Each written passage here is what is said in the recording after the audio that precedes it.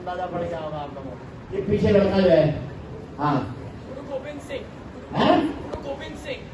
पक्का है यस। या 50-50 है? पक्का। पक्का है, श्योर। सर जोरदार इसके नाम पे ताली बजाओ, बिल्कुल शुरू कर दिया है। एक बात बताऊं आप लोगों को, मैं बहुत से सारे देश भर के छोटे स्कूलों में, बड़े स्कूलों में, कॉलेजों में, यूनिवर्सिटी में जाता हूं, इस टाइप के प्रश्न पूछता हूं, लेकिन 5 में से कम एक प्रश्न तो जरूर अटकता है, नहीं तो 2 या 3 भी होते हैं जिसका उत्तर नहीं मिलता। और दूसरी बात है, बहुत कम बच्चों को उत्तर पता होते हैं। आज आपका परसेंटेज बहुत अच्छा था, आप लोगों ने बाकी अनेक इंस्टीट्यूट की बजाय बड़े अच्छे उत्तर दिए, इसलिए जोरदार एक बार ताली बजा लो भैया। और वाक्य तो क्या, देशभक्ति के वाक्य, उनके आदर्शों पर चलना, ये बड़ी बात होती है। हमारे को तो कई बार उनके नाम तक भी मालूम होते नहीं।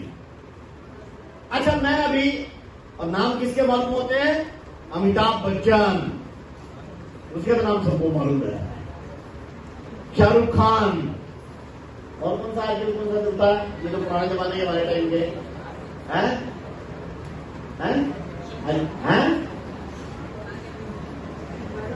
अच्छा, मैं 5 महापुरुषों के भी नाम पूछता हूं जो स्वतंत्रता के बाद के हैं, स्वतंत्रता के पहले नहीं, स्वतंत्रता के बाद के हैं, जिन्होंने उनका नाम सुना हुआ है। नाम भी मैं बोलूंगा, आप में से बताना है जिन्होंने उनका नाम सुना हुआ है, वो केवल अपने हाथ खड़े करके। वीर विनायक दामोदर सावरकर, जिन्होंने सुना हुआ नाम है, तो हाथ खड़े करो, ऊंचा ऊंचा। ये स्वतंत्रता के बाद के 5 नाम मैं पूछूंगा। बहुत अच्छी बात है, लगभग 40% लोगों ने सुना हुआ है, लेकिन महाराष्ट्र में 40% परसेंटेज डाउन है भाई। वीर विनायक दामोदर सावरकर, ये नाम तो सबको मालूम होना चाहिए, क्योंकि वो पूना के ही थे रहने वाले। पूना के पास ही नहीं बताऊं, नासिक जिले में, हाँ ठीक है, इधर के इलाके के। दूसरा नाम आप में से जिन्होंने सुना हुआ है, कल्पना चावला। ओ, ये तो 90% ने सुना हुआ है। कौन थी कल्पना चावला? है? अच्छा ठीक है, मालूम है, इसलिए मैं उसके ऊपर ले जाता हूं। ये स्वतंत्रता के बाद के नाम पूछ रहा हूं। तीसरा नाम पंडित दीनदयाल उपाध्याय, ये नाम जिन्होंने सुना हुआ है, जरा हाथ खड़ा करो। पंडित दीनदयाल उपाध्याय, 1 2 3 4 5 6 7 8। अच्छा चलो, पीछे वाला लड़का खड़े हो, कौन थे दीनदयाल उपाध्याय? खड़े हो तो बताओ, वो जिससे हाथ खड़ा किया हुआ है। हाँ नहीं, पॉलिटिशियन तो बहुत से हो गए, तो उनको महापुरुष नहीं बोलते हैं।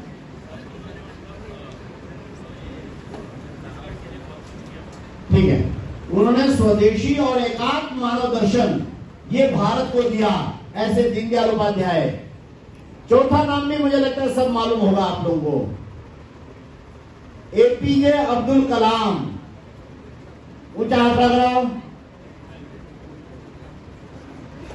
वो देश के राष्ट्रपति हुए, एक बात है, उनका दूसरा प्रमुख काम उन्होंने बड़ा भारी किया, वो क्या है? चलो भैया आप खड़ी हो तो बताओ।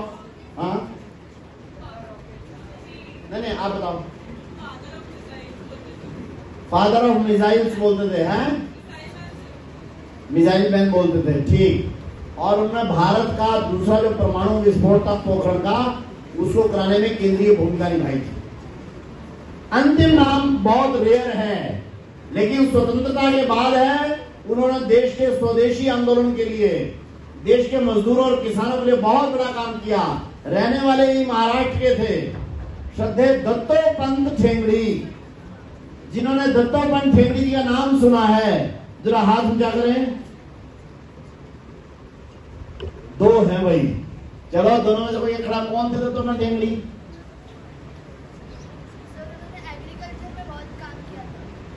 हाँ वो तो ठीक है, और कुछ बताओ। ठीक। स्वदेशी जागरण मंच के वो संस्थापक थे, उन्होंने देश को दूसरा स्वदेशी आंदोलन दिया। भारतीय मजदूर संघ और भारतीय किसान संघ उन्होंने स्थापित किया, मजदूरों और किसानों की समस्याओं को दूर करेंगे। अब ये देखिए, मैंने 5 क्वेश्चन पूछे।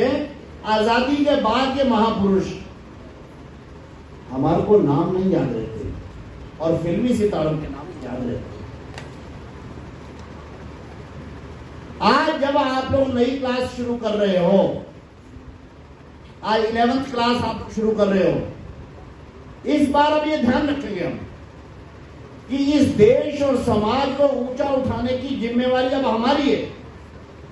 जिन्होंने हमारे को आजाद कराकर देश दे दिया, उनको यदि हम स्मरण रखेंगे, उनके आदर्शों का अगर हम स्मरण रखेंगे, तो हम अपने इस देश को महान बनाने में योगदान दे पाएंगे। और अगर हमारे को ये नहीं पता रहा कि देश को किन्होंने आजाद करवाया, जिन्होंने आजाद करवाया उन्होंने क्या क्या योगदान दिया, उनके नाम क्या थे, उनके प्रमुख आदर्श क्या थे, उनके प्रमुख आदर्श वाक्य क्या थे, ये भी अगर मालूम नहीं रहेगा तो हम अपने देश को बड़ा आगे उठाने में कैसे भूमिका निभा पाएंगे। इसलिए जब अब 15 अगस्त आए तो अपने देश और समाज के